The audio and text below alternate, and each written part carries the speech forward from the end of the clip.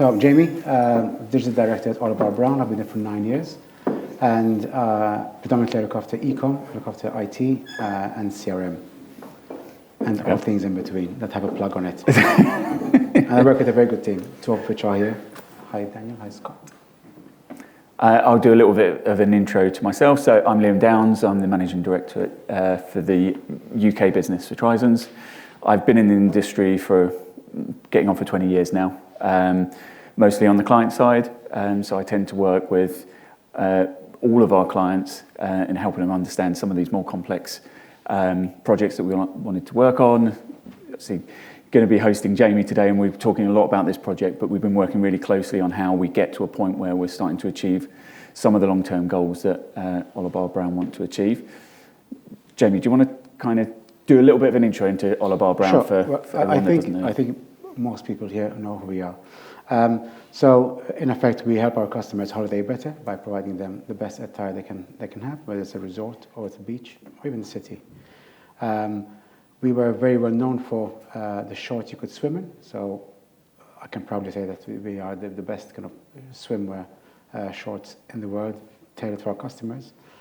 So that started in 2007, and then in 2018 we joined, brought in by Chanel, so part of Chanel Group. In terms of our physical and digital footprint, we're almost kind of 50 stores around the world. We have a multi-entity, multi-currency website, which is great. Yes, and multi-language too. And that is because we do have a global customer. We have a global customer who also is incredibly mobile. They travel a lot for holiday, for work, and we see this through. Once we identify the customer in a store or online, you can see their movements across. So that's our customer.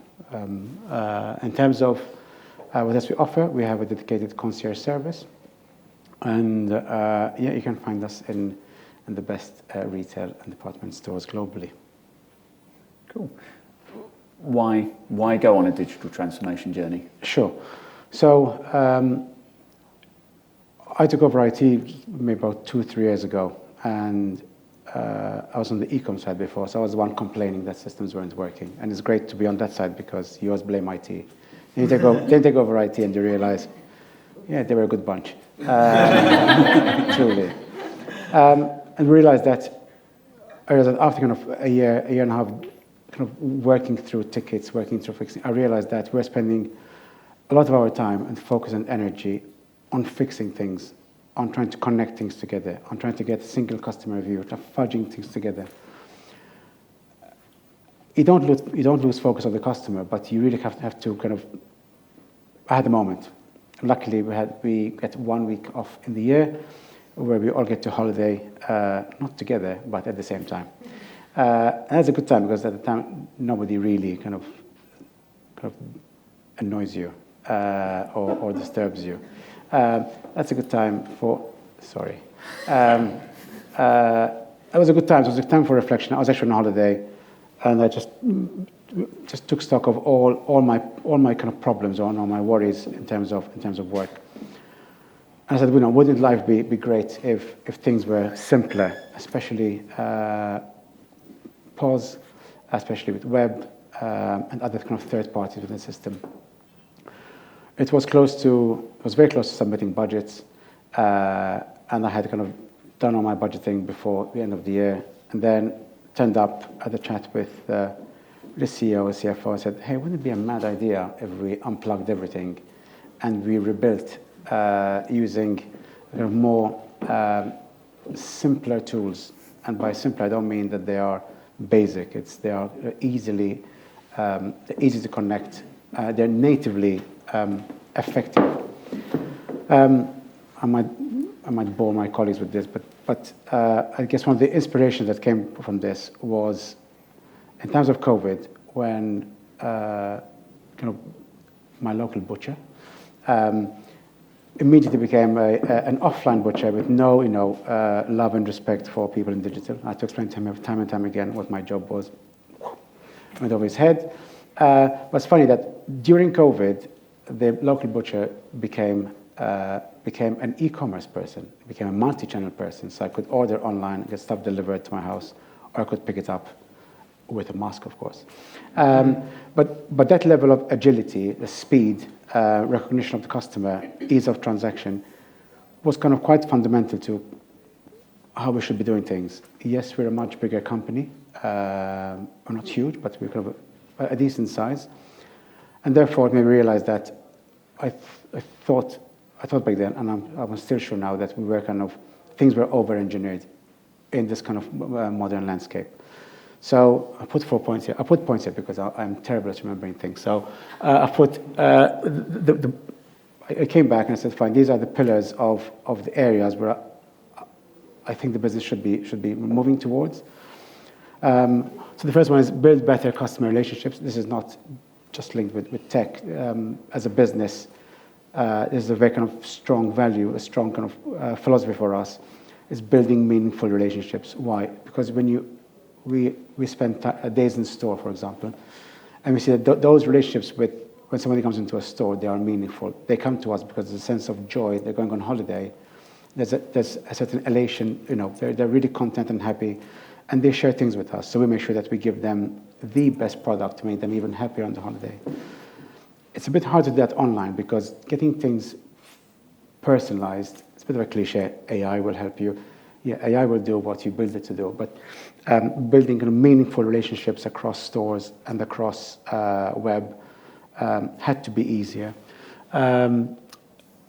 Because we have many stores and we have two main warehouses, that means that stock is fragmented.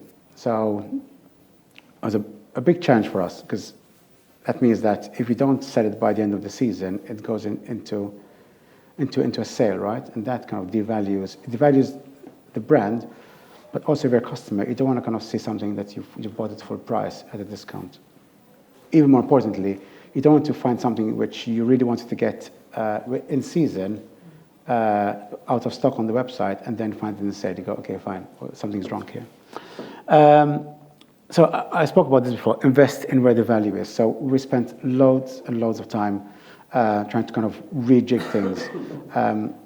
That time wasn't used efficiently in hindsight because really the focus should be on the customer, what the customer should be experiencing, and systems should be flawless. And then, quite importantly, scalable for growth. So this is it was like a 1 year. Sorry, I'll rephrase this. I don't want to do this project in the next few years because it's been quite a lengthy project, it's quite meaty. But we want to make sure that this project that we delivered was something that we could kind of develop across different regions in the future, across currencies, languages, territories, etc. So it had to be easily to scale up across the business. Does it answer your short question, Liam? It does answer my short question. Yeah. And I can remember the question where we both sat down. I said, what can you do for a fiver, Liam? Yeah. Yeah, for a fiver, if we were to start again, what can we do? Yeah. So yeah, I mean, from that point when we first started that conversation around, okay, let's take a step back. Yeah. How can we do things differently? If we wanted to achieve this, how would we do it? How did you land on the tech stack? Sure. The previous tech stack, it was a good tech stack. I mean, the challenge was in connecting all these things together. And some of the tech stack was kind of legacy, which we customized and customized and customized and customized. And untangling of that customization was becoming such a waste of time and really kind of bringing us down. So we explored kind of the marketplace, and I'm not doing a sales pitch here, even though it's sponsored by Shopify. But all paths kind of led to Shopify, especially. So we knew that as a web platform, it was a very kind of reliable and stable solution.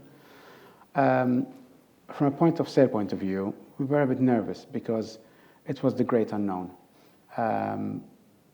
But we did plenty of research. We were really kind of, I feel quite privileged because we got plenty of hand-holding from both the Tryzens team, but also from Shopify teams, and we had kind of weekly therapy sessions, especially in terms of POS, making sure we got it right. Not just from a tech point of view, the connectivity, but also the aesthetics. I don't know if any of you have been in our stores, in our boutiques, but there's a certain aesthetic that goes with that. And there's a certain romance, a certain clienteling of when somebody goes into a store, it's not a till in the shop, and you go, okay, fine, well, I'm being very robotic. There's a certain fluidity of how things work. So, yeah, the past led to that. In terms of how do we, and there was a connection there, right? The kind of single customer view was very important for us. It was another kind of factor why we thought Shopify was a very good tool for us. To kind of scratch the itch of better personalization, we put a company called a solution called Nosto in place. And we're developing that slowly but surely. And then in terms of resolving the issue of having stock fragmented, we unified kind of all stock pools within regions and identified one stock as a good partner for that. Mm-hmm. Yeah. I know Kate keeps on mentioning this, but I think the stars aligned right in terms of roadmaps, in terms Correct. of the tech solution there, Yeah. in terms of us being able to leverage what was in roadmap for Shopify especially, right? And yes. Being able to kind of time the project to be able to take on that kind of first to market approach, really. It was. As you know, it wasn't easy. It wasn't, yeah. Not us too. The world was tough. Yeah. But we, as I said, we had lots of hand-holding from yourselves, but also from Shopify, but also from, and this is a really nice thing, but we had lots of other retailers who really gave us the time of day to say, there were no kind of direct competitors, but there were people who kind of could have been in direct competition, but they gave us plenty of time to say, we're using this, you should try this, we're using that, use Shopify for this. And that was really beneficial. It really felt like it was, it's a bit cliche, but it's a bit of a family where people really want to make the platform work for everybody else. Yeah. And I've seen that as well in terms of our network and my own network. Yeah. And kind of, there's a community around it, and I think there's an openness to discuss kind of how it can work, right, and advising kind of how you take this. Companies of all sizes. Yeah. From kind of Brixo to Gymshark, which is a huge brand, and everyone gave us their time of day to say this is how you could do things better. Mm-hmm. And what does it all mean for the customer? Sure. So predominantly, it's a much richer experience in store. As I mentioned earlier, a customer walks into the store, and we can, once we identify them with the email address and then get the details up, we can easily help them to build their holiday wardrobe. So because of the nature of your handheld till, you can kind of walk through the whole collection. You can explain what goes well with what, and therefore make the customer comfortable and confident that they can holiday better. They will look great. They will feel good for good. Mm-hmm. In terms of product, I've spoken to death, but somebody that goes online can now find most items in stock unless they are truly out of stock. But also for the customer that walks into our store and let's say they like a particular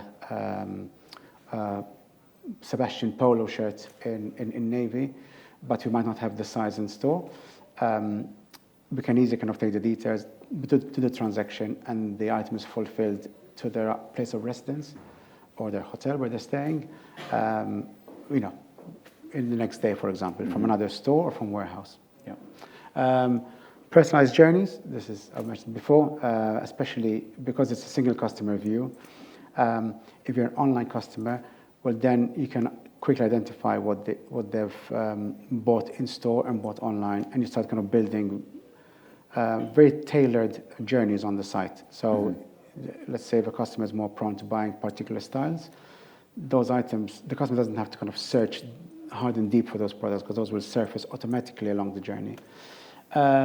And the thing I like a lot, which is the frictionless online checkout, which I was mega nervous about because I've been doing this for 25 years. I know you thought I was about 22 in the beginning of my career.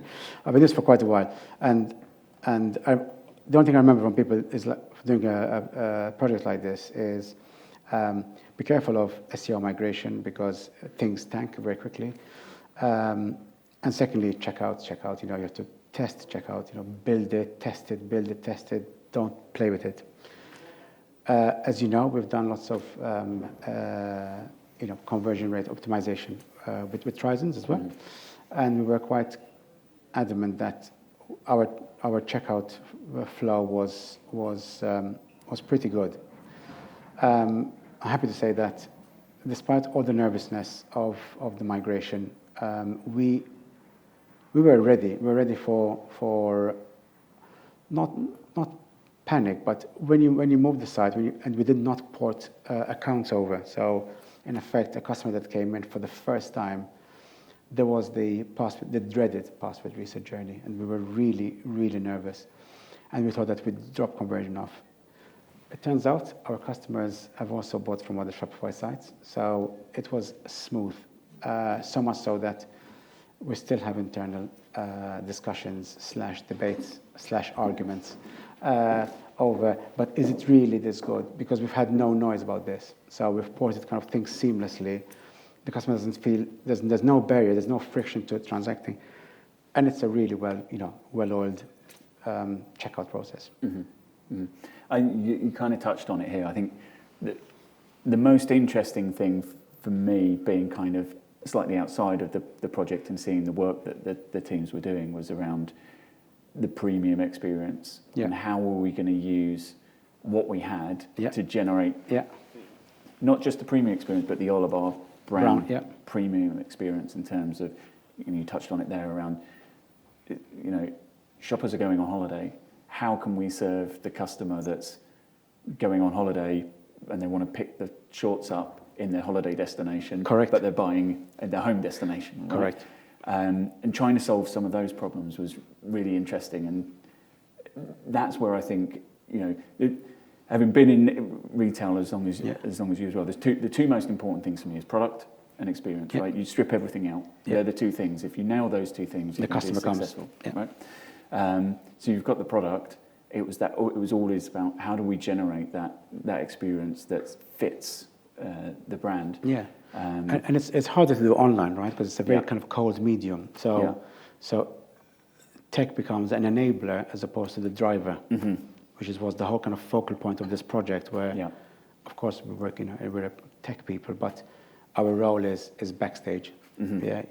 As the brand has to kind of be on the forefront, and therefore your focus should be spent on making the site look better, aesthetically better, easy to find the product.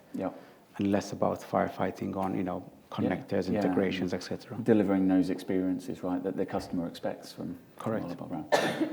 So, moving on from the customer, what does it mean for the business? What does it mean for Orlebar Brown? I made a slide about this. Okay. Funny enough. So intuitive. I know, right? It's something I made earlier. Well, it's definitely quicker to optimize. It's a more agile. I think Shopify per se, it's you can be more agile with optimizing and tweaking than kind of other systems that we have worked with in the past. There's the fun one. No need to reinvent the wheel, and that's because someone else around the world has solved the problem for you, and you can easily kind of replicate it because it's on the either core platform, or there's a really good kind of ecosystem of third-party apps that have been used time and time again. You know that they are valid, they are solid, and those will really kind of get you to launch to market really, really quickly and cost effectively. And that's a really big thing. Being cost effective, especially in this day and age, is such a big focal point on being operationally sound in how you invest in tech. So it's we're happy. One last thing to mention is that a point of nervousness that I had was that people on the shop floor wouldn't adopt change, because change is always tricky, right? If your role is of serving customers and giving them the best experience, you shouldn't get the IT team going, oh, guess what, we're changing the way you work, because that is it takes up mental space. It doesn't help them give a better experience. So we're nervous about this, but we onboarded evangelists from kind of the shop floor and said to them, right, what are kind of the top requirements of kind of giving a good experience in store? And we did kind of list them out. We did guide them through them because we knew what Shopify POS could do. And therefore, they felt like they owned the solution. Luckily, it was a good solution. And we didn't have to kind of tweak much within that. So the user adoption from stores has been magnificent. And it is quite difficult rolling out new point of sales remotely. Most of them were remotely over the span of a week and a half. Australia, US. We gave instructions on how to plug things in, how to kind of set up. Brilliant. And the best thing of this is that every Monday trading meeting, we don't get complaints that they couldn't use the tills properly. So yeah, we're very thrilled. And they've been really good advocates of especially in the US where Shopify POS is so prominent. It's a familiar technology. Yeah. And I've experienced that in the past. It's like you'll always find that those who are closer to the customer in stores are always the most passionate. Yeah. And they're so integral to those projects to get them on board and, as you say, evangelize. Yeah. And make sure that it's being built into part of their daily work. And, correct. What they know, because no one likes change, right? But it's making it positive change. And making it easy for them. We're not worried about, the customer coming in. That's the first kind of challenge of how you can give them a very good experience. And then the next challenge is, how do I use this device? Yeah. That was gone because it's super intuitive. Yeah. And then a bigger part, well, not a bigger part, but a big part that we discussed at length, right, was getting the online team and the digital teams focused on trading and selling rather than change. Correct. Right. And how's that going? It's going well. I have no words for this because I don't want to be held liable. No, it's going well. It's going well. We're just out of. It was a huge project.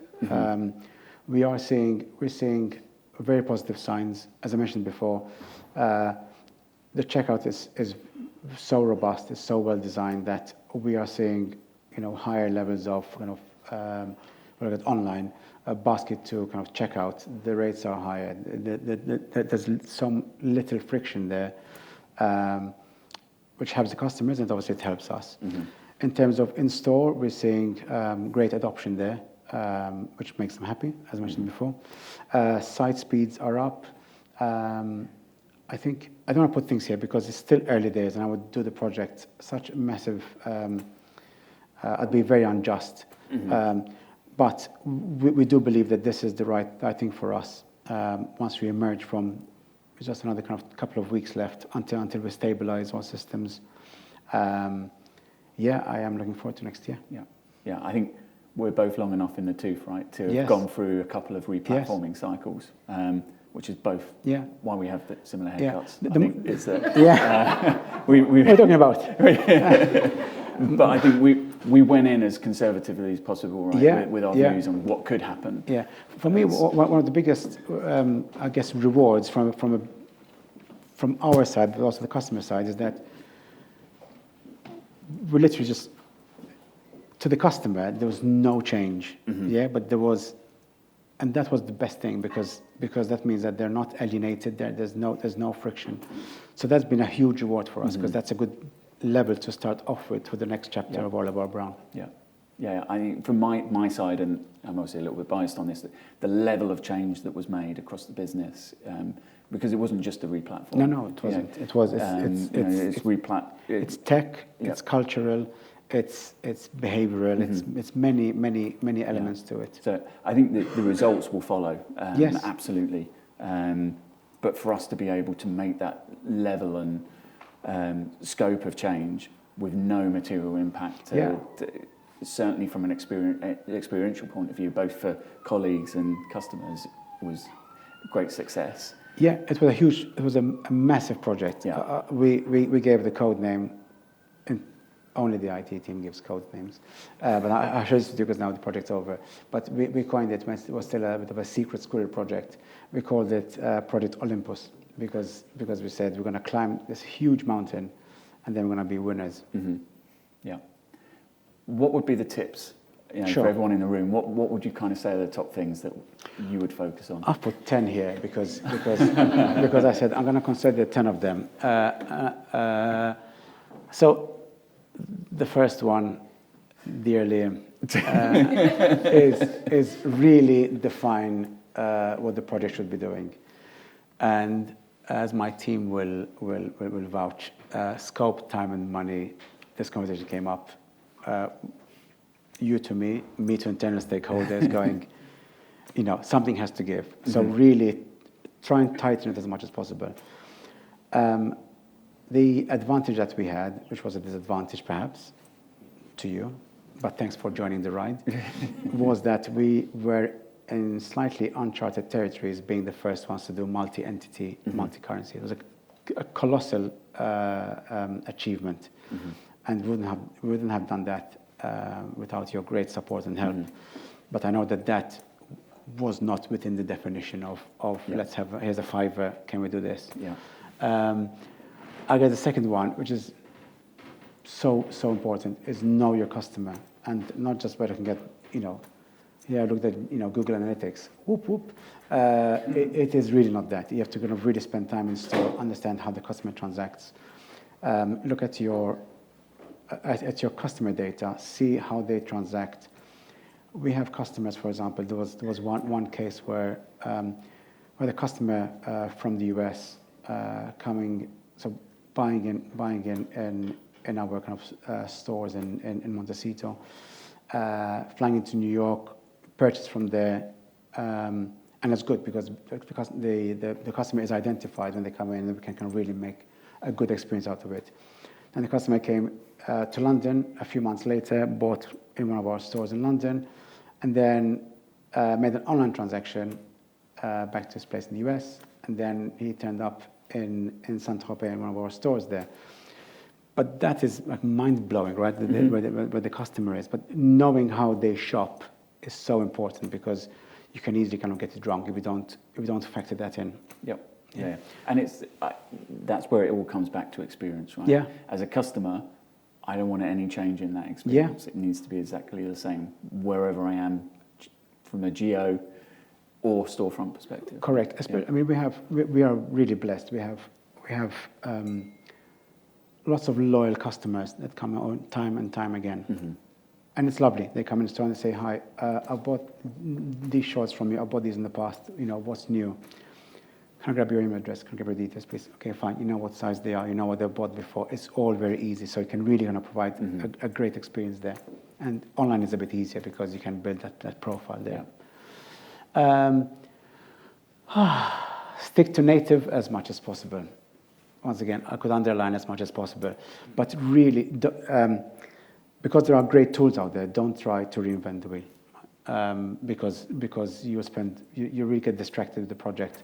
So stick to native because it's been built by professionals, it's been used by many people, and it's been tidied up. In the words of the great philosopher Missy Elliott, she once said, "Is it worth it? Let me work it. Therefore, if it's not worth it, do not work it. Don't move it over just because it's always been there. Question and challenge the business. Okay, fine. These processes here, do they really drive value? And you notice that they don't. People get attached emotionally to processes at times which are redundant, that don't make sense. So do challenge them.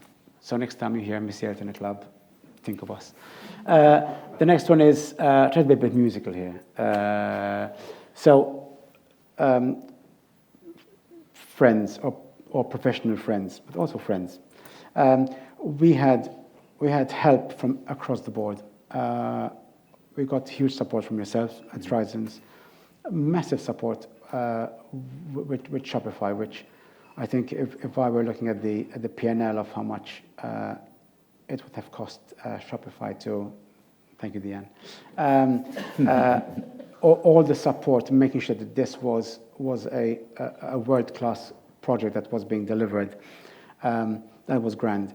But other friends within the industry, as I mentioned before, other kind of retailers out there, but also internal friends, because we were very careful not to have this as an IT project. This was a company project where people on the shop floor kind of gave their input. People in merchandising gave their input. People in supply chain gave their finance, for example. So it really became finding, making friends with the right kind of internal stakeholders and external stakeholders, and kind of everybody moves along with it. It takes a village. One of my favorite ones is everything is possible, almost. I was going to say, no is never no. But this is true. Time and time again, we might read, oh, this isn't possible to do, there's a limitation here. There is always someone somewhere who's had the idea, and they might have cracked, if not all of it, part of it, and you can fill the next kind of bit which is missing. So you have to be slightly bullish in a nice way, but you have to kind of push things through. Right, bring your internal evangelists. I've spoken about this time and time again, but if you have those champions from the non-obvious places, from retail, from finance, they will really help you build a better product, and they can educate others and bring that culture of change across the business. Communication. You have to be super careful not to kind of bore everybody with communication. Equally, put those right pulses in of communication. We will engage the right stakeholder at the right time. And this can't be blanket. Some stakeholders need to have kind of little information, but kind of quite kind of high level. But we had on this project, we had company updates, and time again we would update everybody with where we're going, explaining how this might impact them, and then we'd speak to kind of the smaller teams, the smaller streams, on a more kind of regular basis. Never underestimate this, because I've been into kind of different businesses where people get this wrong, and then you end up at the end of the project going, I didn't want this, I wanted that. So that removes the ambiguity. Setting up the KPIs from the start. So what we've done is we've created dashboards there to say, fine, we think that this project or kind of the site will deliver these new metrics. The new point of sale should deliver these new metrics, or the management system. So set out from before. So you're not being very creative after the project going, oh yeah, no, I meant this would be lower conversion or higher conversion. So set those out before, so that there's no room for excuses in effect. And finally, in the words of the good old Lenny Kravitz, it ain't over until it's over. So make sure that you allow a clean period after your project before you embark on another project, because there'll be. And to my boss, if you're seeing this, it's for all of us. But yes, so allow time, because there'll be lots of stabilizing that needs to happen, not just from a tech point of view or integration point of view, but also from a business adoption, because there'll be lots of questions. Luckily, the project team worked with kind of most stakeholders to identify what the problems could be. So we were in pretty good shape, and we share these with you to say these are our kind of pinch points we think are going to be a problem. So those will mitigate, but do allow yourself a couple of months after to tidy up, and some budget. Yeah. And I think you've touched on this. I think, again, from my perspective, kind of looking in at the project and being involved with you on this, is that the bit that ultimately led to us winning with this and, being where we are today is, one team mentality that we had from the start, right? It was that whether it's on our side as a partner, or Shopify or Orlebar Brown or any other partner, it's a single team. And we'll be as transparent as we can with each other, and as challenging as each other as possible, right? Because this level of change is never going to be seamless. Yeah, and touch wood, it went really well, right? Yeah. It really went well. And considering at times there are quite kind of heated conversations to go, and those come out of frustration, not because one party has let you down, but because everybody wants to kind of put the best solution in place, and at times that solution conflicts with something else. But no, it was, we're having withdrawal symptoms of your team at the moment. So I think it's, every successful team challenge each other, Yeah. right? That's how you get high performance out of each other. I think that's what we had. Is again, as a collective group, we knew, we kind of all accepted there were unknowns, right? We were working on things that had not been done before, and I think we all learned significantly yeah. from this. Yeah. Okay. To change my career. Never. What's the next project? Early retirement. Okay.